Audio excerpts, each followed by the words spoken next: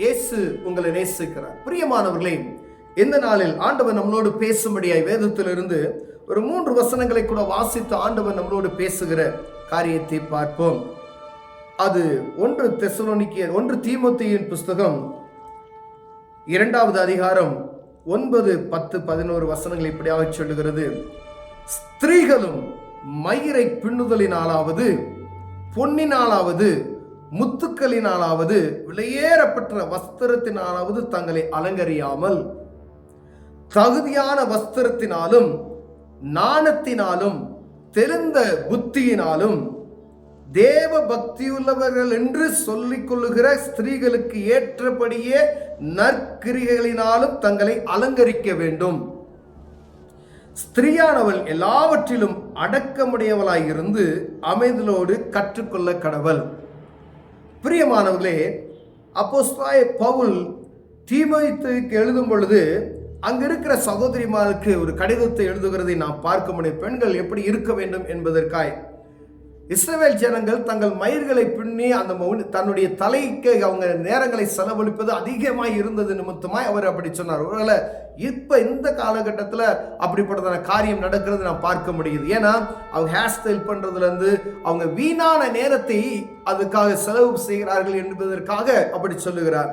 ஸ்திரீகள் மயிரை பின்னுதா பொன்னினாலும் முத்துக்களினாலும் வெளியேறப்பட்ட வஸ்தினால் தங்களை அலங்கரியாமல், அதாவது நேரங்களை வீணாக அதற்கு நீங்கள் செலவு செய்யாதபடிக்கு ஆண்டவருக்கு ஏதாவது நேரத்தை உங்களால் செலவு செய்யக்கூடுமானால் அது செலவு செய்யுங்க. ஒருவேளை நீங்க ஆண்டவருக்கு கொடுக்கிற நேரம் உங்க குடும்பத்துக்கு கொடுக்கக்கூடிய நேரத்தை காட்டிலும் நீங்கள் இப்படிப்பட்டதான காரியத்துக்கு உங்க நேரங்களை வீணடிப்பீர்களானால், எப்ப பார்த்தாலும் நீங்க பவுடர் மேக்கப் போட்டுக்கிட்டே இருக்கிறீங்க, உங்க ஹேர் ஸ்டைல ஒரு நாளைக்கு ஒரு தடவை மாத்தி மாத்தி மாத்தி அதை ஒண்ணுமே இல்லாதபடிக்கு அப்படி புதுசா டிசைனா உருவாக்குறது போல செய்யாதபடிக்கு, அதே போல விலையுயர்ந்த வஸ்திரம் என்று சொல்லிக் கொண்டு இருக்கிற ஆண்டவருக்கு விருப்பம் இல்லாத ஆடைகளை அணிவித்து அது அலங்காரம் அல்ல என்று ஆண்டவர் சொல்லுகிறார். பிரியமானவர்களே, 10வது வசனம், தகுதியான வஸ்திரங்கள் தகுதியான வஸ்திரத்தினாலும் நாணத்தினாலும் தெளிந்த புத்தியினாலும் தகுதியான வஸ்திரம் அப்படின்னு சொல்லப்படுகிறது.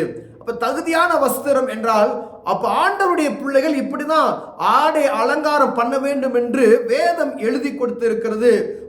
மூப்பர்கள் நமக்கு எழுதி கொடுத்த அந்த வார்த்தைகளை பாருங்க. நாணம் என்கின்ற அந்த காரியம் நம் பெண்களுக்குள் காணப்படுகிறதா? வெளியேறப்பட்ட நாணம் என்கிற காரியத்திலும் தெளிந்த புத்தியுள்ளவர்களாய், அதாவது தாய் தகப்பன்மாருக்கு பேச்சு கீழ்ப்படுகிறதுல தெளிந்த புத்தி இல்லாதபடிக்கு மனப்போன போக்கில் போகணும்னு நினைக்கிற அந்த காரியங்கள் இருக்கிறதா? தெளிந்த புத்தி, ஒரு கிளாரிட்டியான ஒரு மைண்ட் நமக்குள்ள இருக்கிறதா என்று பார்க்க முடியாது. ஏன்னா பெண்களுக்கு அது தேவை என்று சொல்லுகிறார். நீ வீணான அலங்காரம் செய்யாத, உனக்குள்ள தெளிந்த புத்தி இருக்கிறதா என்று பார்க்கும்படி ஆண்டவர் விரும்புகிறார்.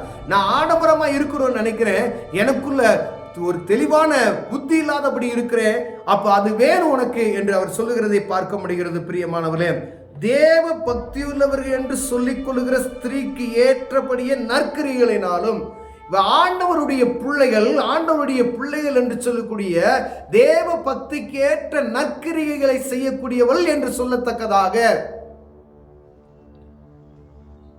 தங்களை அலங்கரிக்க வேண்டும் என்று சொல்லுகிறார்.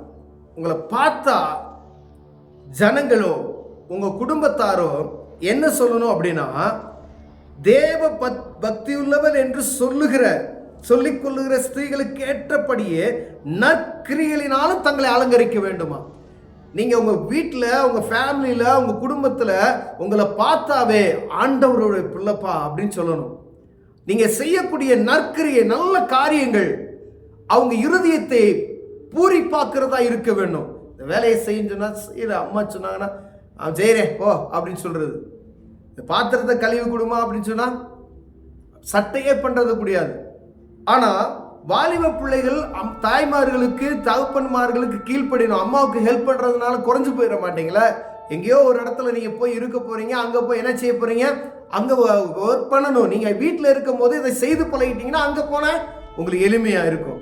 ஆனா இங்க அம்மாட்ட என்ன செய்யறது, நம்ம அம்மா தானே அப்படின்னு சொல்லி எடுத்தெறிந்து பேசுகிற காரியங்கள் இல்ல. உங்க குடும்பத்தார் மத்தியில அவர்கள் நற்சாட்சியை உண்டாக்கும்படியாய் வேதம் சொல்லுகிறது.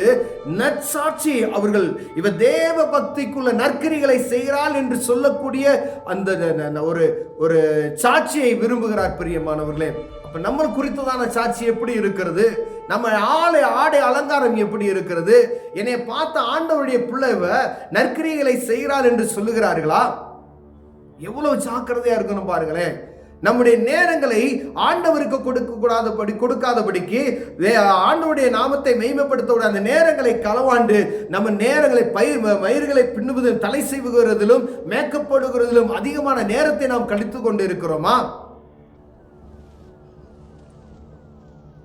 ஸ்திரீயானவள் எல்லாவற்றிலும் அடக்கமுடையவளாய் இருந்து அமைதலோடு கற்றுக்கொள்ளணுமா? எல்லாத்தையும் கற்றுக்கொள்ளுங்க. அடக்கமா இருந்து அமைதலோடு எல்லாத்தையும் கற்றுக்கொள்ளணும். உங்களுக்கு தெரியாதுன்னு ஒண்ணு இருக்கக்கூடாது. அமைதலோடு ஒண்ணுமே தெரியும், அப்படியே சாந்தமா அதெல்லாம் தெரியும். ஒருவேளை ஜென்ஸ்க்கு தெரியாத அளவுக்கு கூட உங்களுக்கு தெரியணும். ஆனா அமைதலோடு கற்றுக்கொள்ளணும்னு சொல்லி தெரியாது. ஒரு பெருமையே உங்களுக்கு இருக்கக்கூடாது. ஏன்னா ஆண்டவர் ஸ்திரீ புத்தியுள்ள ஸ்திரீ வீட்டை கட்டுகிறாள் என்று வேதம் சொல்லுகிறது. அப்ப நீங்க அமைதலோடு எல்லாவற்றையும் கற்றுக்கொள்ள வேண்டும் என்று ஆண்டவர் விரும்புகிறார். மற்றவங்க பார்த்து உங்களை குறை சொல்லாதபடிக்கு, கை நீட்டி குற்றம் சொல்லாதபடிக்கு, முகத்துக்கு பார்த்து முன்பதாக சிரிச்சுட்டு போயிடுவாங்க, பின்னாடி என்ன சொல்லுவாங்க, ஆமா அப்படின்னு சொல்லுவாங்க. அப்படி இருக்கக்கூடாது. எப்பயும் முன்னாடி சரி பின்னாடி அவங்க பேசினா அந்த பிள்ளை நல்ல பிள்ளைப்பா, ஆண்டவர் பிள்ளை, ஆண்டவருடைய பிள்ளை அப்படின்னு சொல்லணும். ஆண்டவருடைய பிள்ளைனா இப்படிதான் இருக்கணும். தேவ பக்திக்கு ஏற்ற நற்கிரிகளை செய்கிற பாருங்க, நற்கிரியை நல்ல காரியங்களை நீங்க செய்யணும்னு சொல்லி ஆண்டவர் விரும்புகிறார். அப்ப நேரங்களை ஆண்டவருக்கு செலவு செய்யணும்.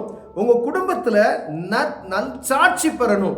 அப்போ தாய் தகப்பன்மாருக்கு நீங்க கீழ்ப்படியணும். அம்மாவுக்கு நீங்க பெற்றவளுக்கு நீங்க என்ன செய்யணும், கீழ்ப்படியணும். உங்க வேலைகளை நீங்க ஷேர் பண்ணி செய்யணும். நான் படிச்சுட்டேன் அப்படின்றதுக்காண்டி பெருமை பாராட்டக்கூடாது. கல்வியை கொடுத்த ஆண்டவர் தான். அப்ப எவ்வளவு ஜாக்கிரதையா இருக்கணும் பாருங்களேன். ஆண்டவர் உங்கள் மேல விருப்பம் உள்ளது நிமித்தமாய், என் பிள்ளை இப்படிதான் இருக்கணும்னு ஜெபித்தது நிமித்தமாய் இந்த வார்த்தைகளை எழுதி வைத்திருக்கிறார். பிரியமானவர்களே, வாலிப பிள்ளைகள் கற்றுக்கொள்ள வேண்டிய காரியங்கள் இது. நீங்க எல்லாத்தையும் கற்றுக்கொள்ளுங்க. அமைதலோடு சாந்தத்தோடு கற்றுக்கொண்டு உங்களை அடக்கி வைத்துக் கொள்ளுங்க. எப்போ அது பயன்படுமோ அப்போ பயன்படுத்தணும்னு சொல்லி ஆண்டவர் விரும்புகிறார். ஒருவேளை இந்த காரியத்தில் நான் குறைவுள்ளவனாய் இருந்தா, குறைவுள்ள மகளாய் இருந்தா அப்படின்னு சொன்னா ஆண்டவர் சமூகத்தில், ஆண்டவர் வேதத்தில் எழுதப்பட்டது போல நான் நடக்கணும்னு விரும்புகிறேன். என் தாய் தகப்பன்மாருக்கு நான் கீழ்ப்படியும் நான் விரும்புகிறேன். ஆண்டவரே, அப்பா என் நேரங்களை வீணான காரியத்துக்கு செலவு செய்யாதபடி ஆண்டவருடைய நேரத்துக்கு கொஞ்ச நேரம் உட்கார்ந்து ஜெபிக்கணும் நான் விரும்புகிறேன் அப்படி நீங்க சொல்லுவீங்க அப்படின்னா உங்களை கொண்டு ஆண்டவர் பெரிய காரியத்தை செய்வார். பிரியமானவர்களே, நீங்க உங்க குடும்பத்துக்கு பெண்கள் உட்கார்ந்து நீங்க ஜெபிச்சீங்கன்னா உங்க கணவருடைய ஆசீர்வாதம் பெருக செய்வார். உங்க பிள்ளையுடைய காரியங்களை பெருக செய்வார். உங்க தாய் தகப்பனாருடைய காரியங்களை பெருக செய்வார். ஆண்டவருக்கு தேசத்துல நடக்கக்கூடிய காரியங்களை பெருக செய்வார். பிரியமா, நீங்க நேரத்தை எதுக்கு கொடுக்கிறோமோ அதுக்கு கொடுக்கணும்னு சொல்லி ஆண்டவர் விரும்புகிறார். அப்படி ஜெபித்தீங்கன்னா ஆண்டவர் அற்புதம் செய்ய வல்லமையுள்ளவராக இருக்கிறார். கண்களை மூடுவோம், ஜெபம் செய்வோம். அன்பின் தகப்பனே, ஆண்டவரே, சகோதரிமார்களுக்கு தேவ சமூகத்தில் அதிக நேரத்தை செலவு பண்ண கற்றுக் கொடு ஆண்டவரே. வீண் வார்த்தைகள், அலங்கரிப்பதில் வீணான நேரங்களை செலவு செய்தல், பெற்றோருக்கு கீழ்ப்படியாமல் இருக்கக்கூடிய காரியங்கள் இருந்து விடுவித்து நற்கிரியைகளை, தேவ பக்திக்கு ஏற்ற நற்கிரியைகளை வெளிப்படுத்தவர்களாய் காணப்பட இவர்களுக்கு உதவி செய்யுங்க. இயேசுவின் நாமத்தில் பிதாவே, ஆமென்.